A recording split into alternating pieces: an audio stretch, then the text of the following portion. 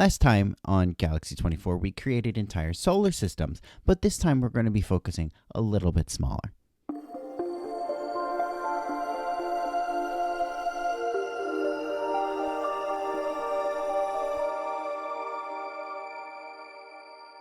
Hello, everybody, and thank you all for joining us again here today on Hastings County for another Galaxy 24. This is a series where we're going to be taking a look at different types of solar system or sector or space or planet or space station and all these different various and sundry sort of world-building tools and mechanics that exist in sci-fi games or sometimes even potentially fantasy games with the idea of creating space, literally and figuratively, that can be used either in your own games or just to kind of world build and explore and create new places for stories to take place in. So today we're going to be, as I mentioned earlier, we're not going to be looking at a sort of broad creation of solar systems that we have looked at in our last two videos with Liber Starday and then also the Scifi Unlimited creation system that is heavily based on the original Traveler world creation system. Instead, we're going to be taking a look at something that's a bit more focused on more narrative storytelling and also a bit more friendly and for solo games, specifically because it comes from this game right here. This is for small creatures such as we. It's still in active development to a certain extent, and it was created by Anna Blackwell. It currently is in, I guess you could say, very, very, very late beta stages. The game itself is pretty much done, so the elements that we'll be exploring are not likely to undergo like major changes. However, there are other aspects of the game that have not quite been released yet. It was originally kickstarted a while ago. So in the link down below, I will be including a link to the sort of the backer kit sort of pre-order where you can potentially find this if taking a look at all of this piques your interest. To explain a little bit about exactly what For Small Creatures Such as We is trying to capture before we hop into the actual like world building structure that exists in this game. This is designed to be a solo friendly game from the start. In fact, it is primarily geared towards solo play with the idea that you could potentially play cooperatively. So it is possible to play this game in a relatively balanced fashion with multiple players. But it really is designed for it's designed from the ground up to be a solo game. So they have built-in structures to allow you to generate, new worlds, new adventures, new missions, all kinds of stuff, allow you to completely randomize lots and lots of things. So, of course, that also is built into the world building itself, which takes a very different approach to what we previously saw with the sort of world building code structure that is primarily the basis in Traveler, because of course that is designed to create setting that then the GM puts story into. Instead, I find For Small Creatures Such as We is more designed to create an atmosphere and a theme, and also potentially to generate encounters that would be taking place in this location, instead of building out and fleshing out a lot of like the more nitty-gritty sci-fi elements that are not necessarily required for story. So they're generally omitted here for the sake of brevity. Also, another thing is that because For Small Creatures Such as We is designed to be heavily played solo, it's not entirely all random rolling tables.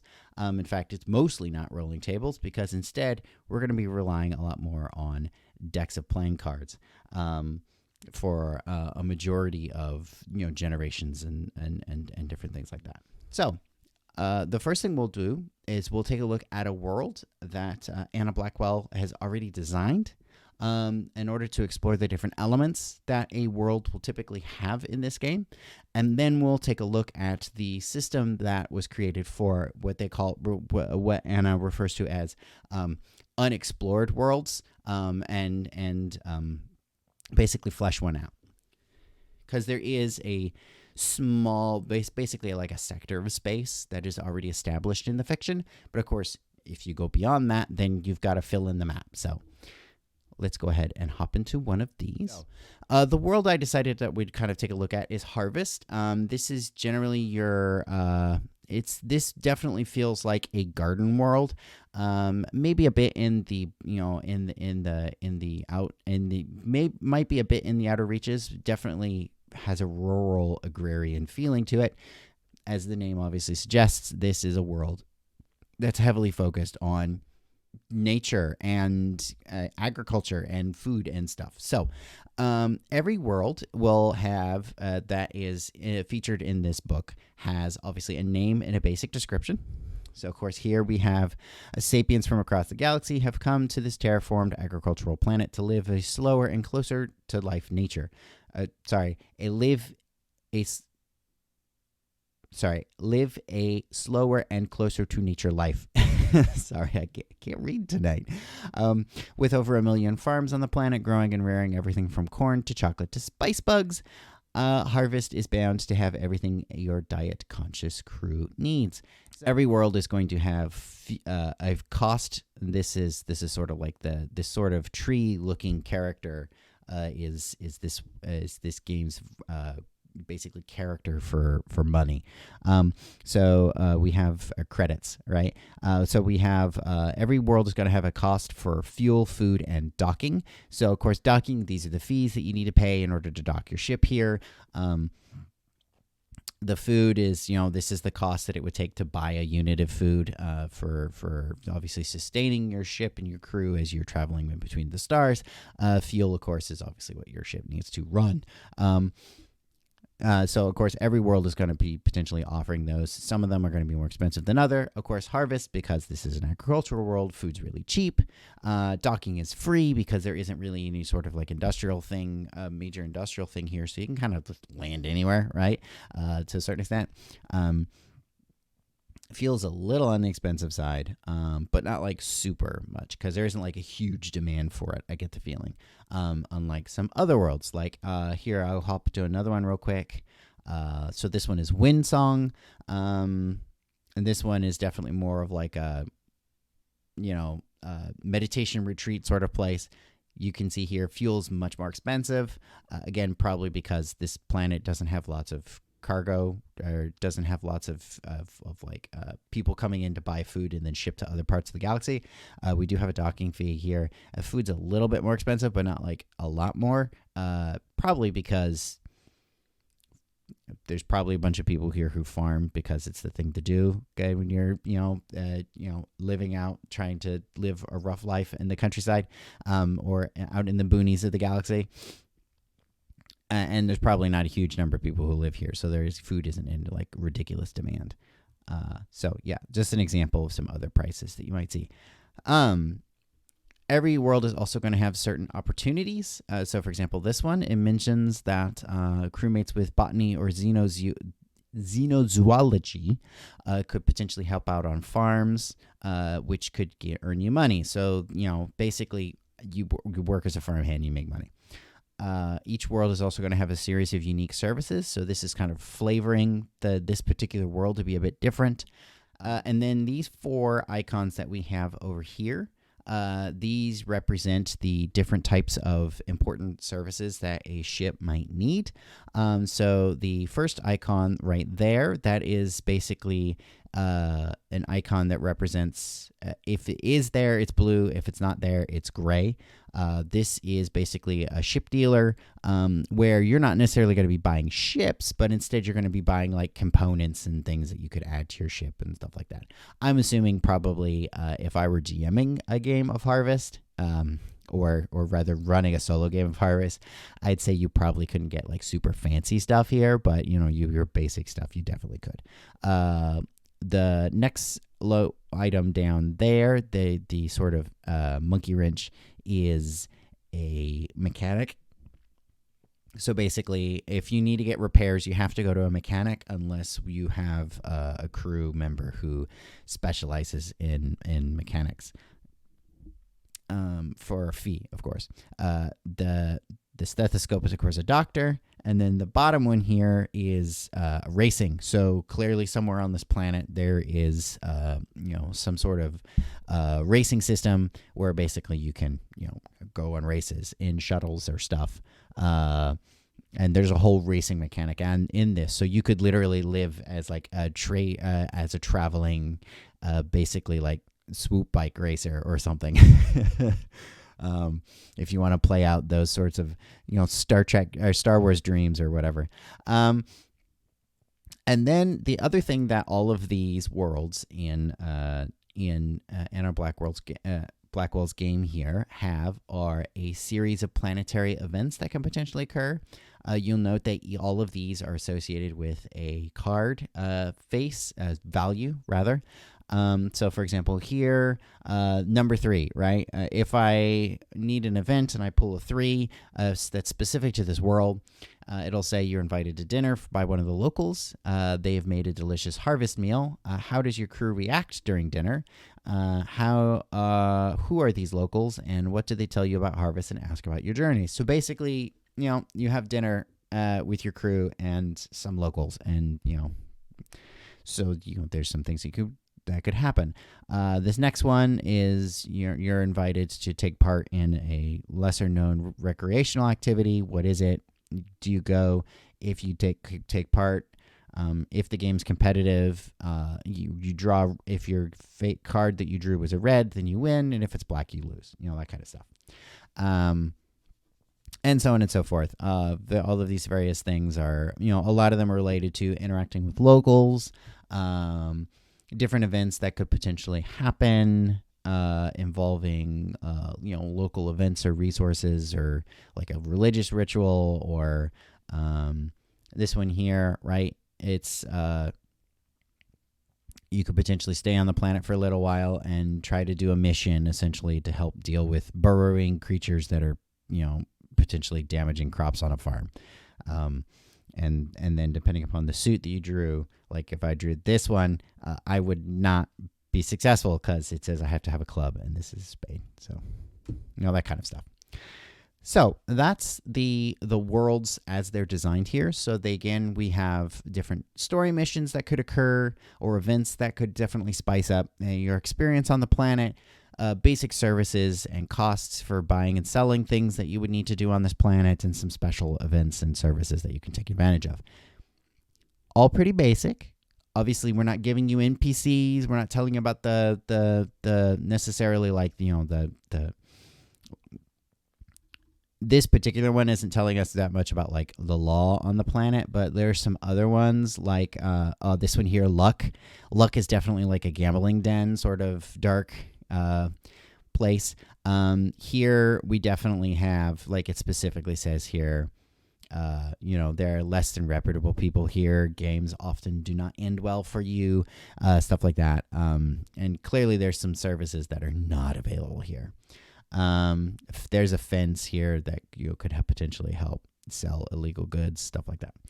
Or like this one where clearly, this is sort of like a junk planet. Think like if you've ever played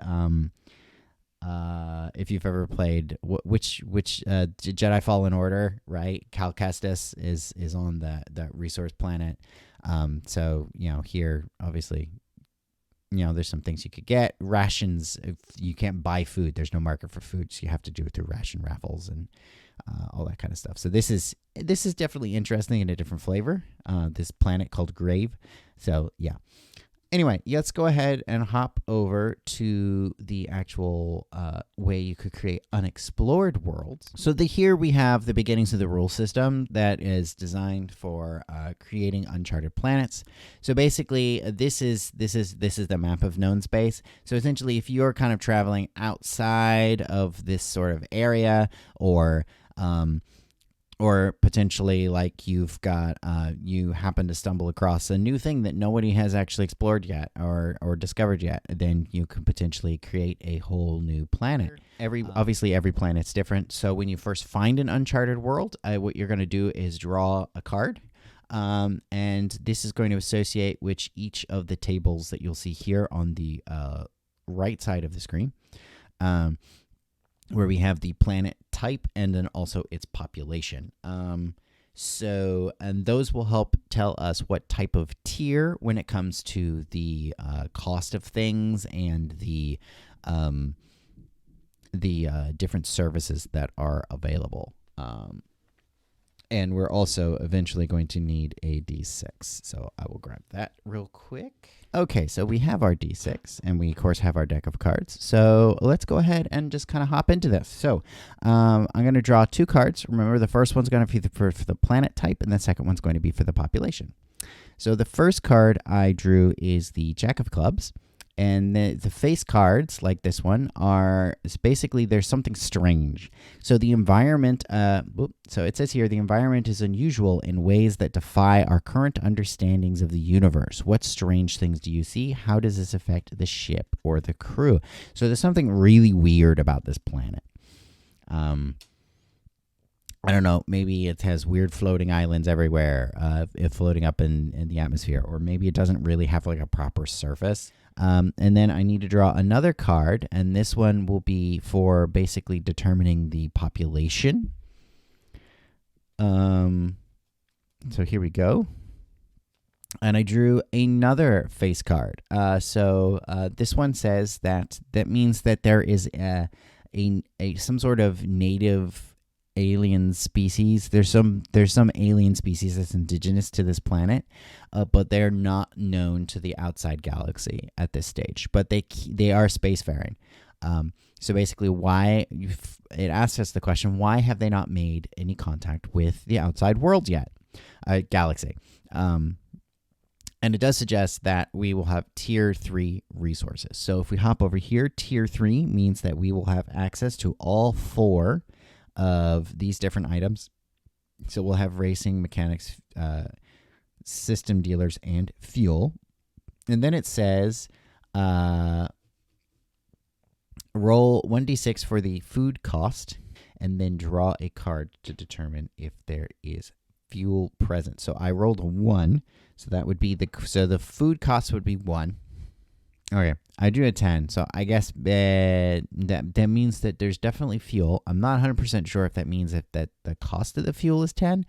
That seems a bit extreme, but I'll look a bit deeper and see if I can find exactly where it says that. So yeah, we have our planet. We have an indigenous alien species living here. So we've got the basic structure of what potentially could be going on. And now that we hop to the next page, so here are some things that could help us start to flesh out some different planetary events that might occur. So, and again, if you draw an event card, like let's say I just drew the 3 of clubs, right? So the 3 of clubs here, I would only have access to this on tier 1 planets or better. So here it says a message has been left by someone. What form does it take? Graffiti, posters, holograms, carvings. If any of your crew has the linguistic skills, you might be able to translate it. What does it say? So maybe in the distant past of this planet, there was maybe some people who are from the explored sort of parts of the galaxy that I'm from, that my character and my crew is familiar with, had crashed on this planet at some point. Maybe that might be where our native aliens potentially were initially exposed to spacefaring technologies or something. Or maybe it gave them a boost to technology, or maybe this is just like some artifact, some weird place that they've just recently discovered, and just said, hey, you look like the person in this picture over here on our walls in this weird place that we do not understand. And then they show it to us, and then there's this pictographic sort of thing explaining what happened to the crew or whatever. I don't know. Like paintings on an Egyptian temple wall or something. Yeah, and there's a whole bunch of stuff here. You get the black jokers are generally really weird things. Like the red joker here, the natives put on an elaborate ceremony during which they choose one of their own to serve aboard your ship. So basically, I tribute, that kind of thing. Or the black joker here, where there's like some sort of weird secret thing about the life on this planet that you suddenly discover. Stuff like that. And then, of course, here it talks about, in order to create enough, it says here, in order to create enough events to fully simulate the universe would require this book to be longer than the sum of all human creation, obviously. So basically, yeah, if you're on a planet, on a station or traveling, and you wish to experience something other than the events listed for the card you drew, you can obviously create a new event. So here they give us some basic rules about creating new events. So this would obviously be very useful, especially if we create a new planet and we want to start fleshing it out a bit more, other than, ooh, this is something new and weird. And we actually want to explore this planet more deeply, then we could create new events. So obviously, this gives us all different kinds of things that we might want to think about when it comes to various events that we might want to have. So here it specifically categorizes events into 5 different categories. So they have world-building events, where basically you're fleshing out the fiction of the people who live on this particular world. So it says here local customs, locations, languages, holidays, spaceships, and so on. Character events are events that are focused on introducing or fleshing out relationships between your character and the other characters, the other members of your crew, local characters, other travelers that you happen to bump into, clients who you might be working for or working with, who in turn also you might be learning more about. Then we also have these sort of positive and negative events. So these are things where your ship. These are more of the types of events where it's not so much that you're fleshing out the story. These are more mechanical.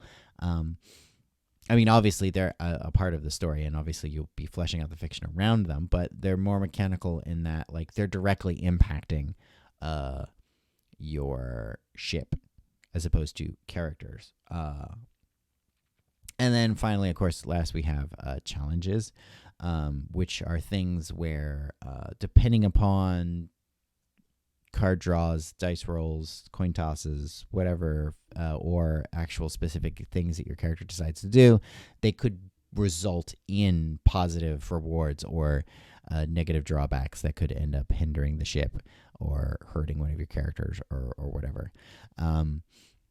So yeah, and of course it gives us down here the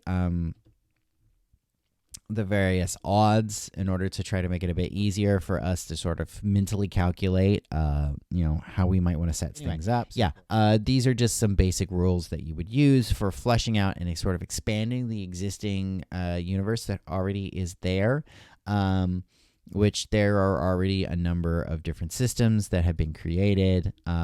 You'll note, of course, some of the art is not fleshed out and finished, but, it's getting there. So this is, again, as I mentioned, this is a very, very late beta. It's not 100% done, but it's very, very close. Pretty much all of the basic rules that you would need are here in order to play this. In fact, I might think about actually doing a quick run for maybe a video or two, just to see how it goes, especially the character creation system, because this is also another interesting. In fact, this might be a good game to do a life path creation system, because again, this game has a very interesting sort of X-flower-y structure when it comes to randomizing your character creation system, which would be, I think that'd be very interesting. It might be worth diving into as a life path character creation video, and then moving on from that to actually do at least 1 or 2 episodes of a Let's Play or an actual play. So yeah, I will at least consider that. Don't hold me to that, please. But anyway, yeah. So again, this was For Small Creatures Such as We from Anna Blackwell. Links to the pre-order backer kit, it can be found in the doobly-doo down below. If you do get it, I do believe that you would at least gain, if you get the manual, I believe you'll at least gain access to the PDF pretty much right away. But don't quote me on that. You're definitely going to want to dig a bit deeper into that. And again, they are creating a number of expansions that are going along with this, like Love and Lust, which features obviously romantic relationships and things like that your character or other characters might be involved in. There is an expansion based on war, and several others that I'm unfortunately blanking on. Give me a second to look at it real quick. Yes, so yeah, we have Lust and Love, War, and the Guide to Fauna expansion. So this is basically sort of building out the sorts of different sort of weird aliens that you might encounter. So again, that was For Small Creatures Such as We. This is definitely a sci-fi game inspired by some of the more less hardcore sort of gritty sci-fis or military sci-fis, and more of your like your Wayfinders, your in some ways, this also felt a bit to me like some of like like Anne McCaffrey sci-fi, or I could definitely see some of the other some other sort of, maybe once you incorporate like the elements from the war mechanics, maybe even like Foreigner. Definitely very interesting, a different take on sci-fi than a lot of other ones that I've seen recently. And definitely has some interesting mechanics that we'll be exploring potentially later as well. So again, check out their backer kit page, which is linked in the doobly-doo down below. Thank you all for joining us again here today on Heston County for another Galaxy 24. And don't forget to rate your itch purchases. And have a good time.